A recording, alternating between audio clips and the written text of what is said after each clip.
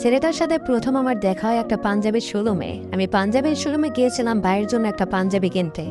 ছেলেটাকে আমি খেয়াল করিনি। যখন পাঞ্জাবি কিনে বেরিয়ে আসছিলাম তখন ছেলেটা বলল, আপু আমাকে একটা পাঞ্জাবি কিনে দিবেন?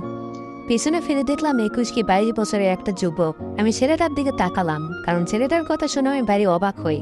বুঝতে পারছিলাম না একটা অপরিচিত মানুষকে পাঞ্জাবি কিনে দিতে বলছে কেন। ছেলেটা তখন একটা সরল হাসি দিয়ে বলে, আপু আসলে আমি পাঞ্জাবি পছন্দ করতে পারি না, এতদিন ওর সাথে করে নিয়ে এসে পাঞ্জাবি কিনে দিত। বুঝতে পেরে আমি বললাম, আজ উনি আসেননি? বলল না, আগামী সপ্তাহে ওর বিয়ে, তাই আসতে পারেনি। আমি বললাম, যাকে বিয়ে করছেন তাকে সঙ্গে করে নিয়ে এসে কেনাকাটা করাই যায়। ছেলেটা আবারও একটা সরল হাসি দিয়ে বলল, বিয়েটা আমার সাথে না, অন্যজনের সাথে হচ্ছে। এবার ছেলেটার কথা শুনে ছেলেটাকে একটু বোকা মনে হলো। একজন অপরিচিত মানুষের সাথে কত সহজেই ব্যক্তিগত কথা শেয়ার করছে।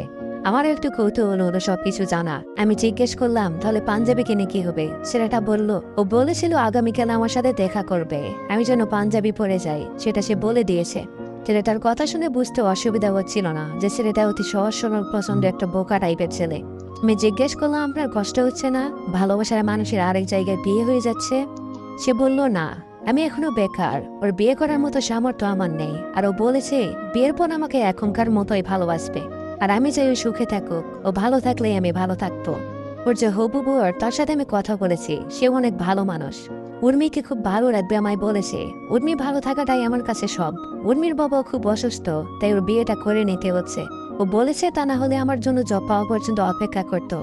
এছাড়া এখন ওর হাতে কোনো অপশন নেই।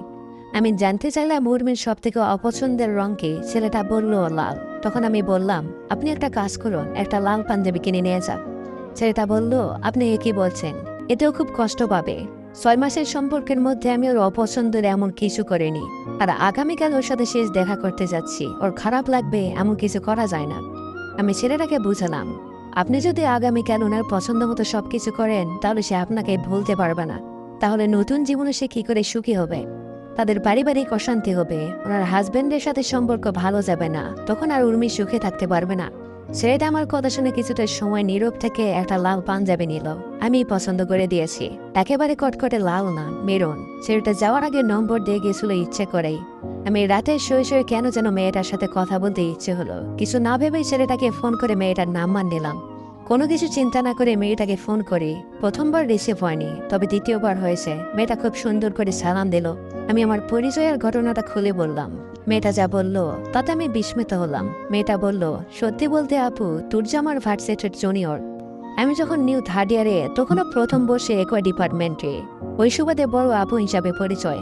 মাঝে মধ্যে পুরাতন নোট দিয়ে সাহায্য করতাম, সিলেবাস ঠিক মতো বুঝিয়ে দিতাম। তুর্য খুব লাজুক টাইপের ছেলে, আমার সামনে এসে তেমন কথা বলে না। ওর সাথে কথা বলার পর বুঝেছিলাম ও শুধু লাজুক না, একটু বোকা।